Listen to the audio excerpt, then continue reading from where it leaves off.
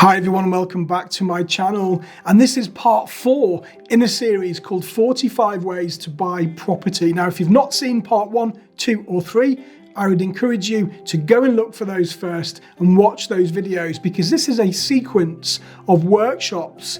In fact, there are 45 individual workshops here designed to help you move forwards in your property journey. So stick around to the end, because this workshop is about choosing your investing area. And please do subscribe and hit that bell notification so you don't miss any of this series, 45 Ways to Buy Property.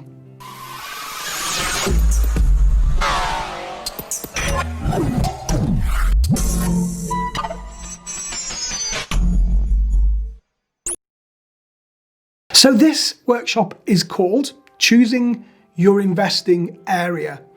Now, very often our students that get into the first stages of property, there are probably 3 main things that they struggle with. One is raising finance, and we've got workshops on that. Number 2 is a company name, and we've got workshops on that.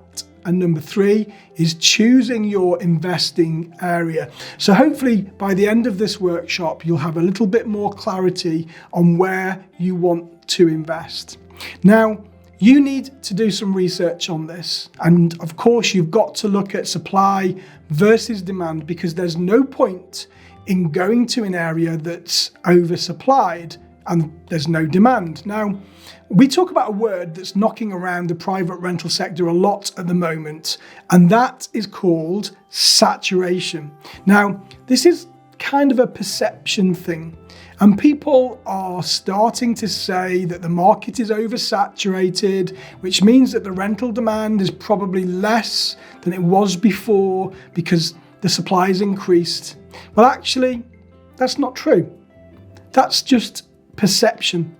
The market is busy, but it's never been any different. It's always been busy, and there's always room for competition in a busy market. Otherwise, let's look at this, in the true sense. If you go to a market, there would only be one store. So there's always going to be room in a busy market. Now, what you need to do is go back and do your research. Now, 15 years ago, people were talking then about market saturation, and that's not any different. And like I said, there is always room in a busy market. People will always need homes. They will always need somewhere to live. And with the current housing shortage in the UK, then underlying demand is really good. You just need to make sure that you are confident in your area. And it depends where you pitch your product and what type of rents that you can charge. So if you go to the mid-range of rents, and that's where probably most of your competition will lie. Now, if you go above that into the high range of rents, then you've got less competition. Does that make sense? And therefore, you can probably populate your rooms quicker and keep them occupied a lot longer. Now, you need to do some research on your supply, of course, because you can't literally do this in the middle of a desert island. You need to make sure that you do have certain supply in your area. So how do you do this? How do you do your research? Well, I would personally, if you're looking, for example, for HMOs. So let's talk about HMOs. There's a website called spareroom.co.uk. Now, that's probably the most used website for HMO properties. So you can go on to Spare Room and you can have a look to see, number 1, how many people are looking for rooms in the area versus how many rooms are actually available. How well advertised are the rooms that are available? And if they are well advertised, have a look at the photographs, have a look at the way that the landlord is portraying that property, and you'll be really surprised on the low level of stock that's being advertised in your area. And all you have to do is simply do it better. So, do they have good photos? Now that will give you a really good idea. It won't be 100% accurate, but it should give you an idea of how many people are looking in the area versus how many people are actually doing it. Now, don't be tempted to put dummy adverts on Spare Room. We don't do that. The best way to do this is to follow an advert that you see in your area over a period of time and wait to see how long it stays on the market. And that will give you a good idea of how long it's taking for people in your area to rent their properties. Now, the next thing that I would suggest that you do is just give your local agents a call and be completely honest with them, because everything we do in property is about being open and it's about being honest and transparent. So call your agent in the area that you're looking to invest in and simply ask them, what do they think the supply and demand levels are in those areas at the moment? And perhaps you could tell them that you're looking to invest in the area and you may, in the future, need them to help you manage the property moving forwards. So ask them things like, what's the average rent in the area? How long is it taking to rent a room in the area? What are the current void levels like in the area?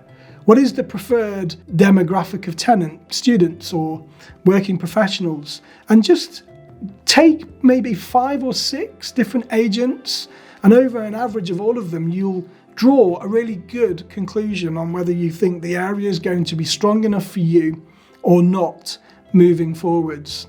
And then what we need to do is reverse engineer your goal. So you need to work out what your goal is, because there's no point in starting if you don't know what you want to achieve, because it's like getting into a car and just driving without having a destination. So ask yourself, what is your goal? Is it to become financially free? Is it to give up your job?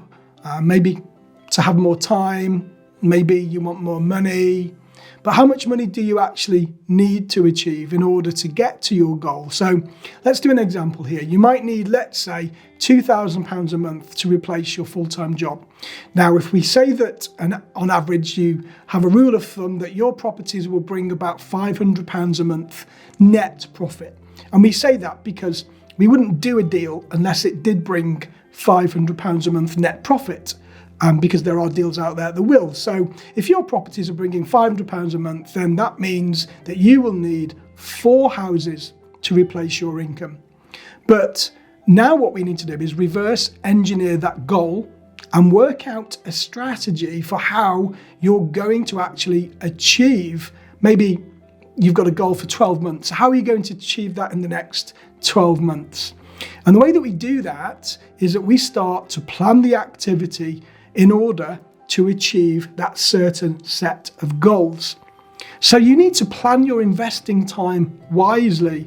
Now, I talk about planning a lot. If you follow me on Facebook or Instagram, you'll see that I do talk about planning a lot. Now, what I say is the best way to do this is every Sunday night, I'll sit down and I'll plan the rest of my week.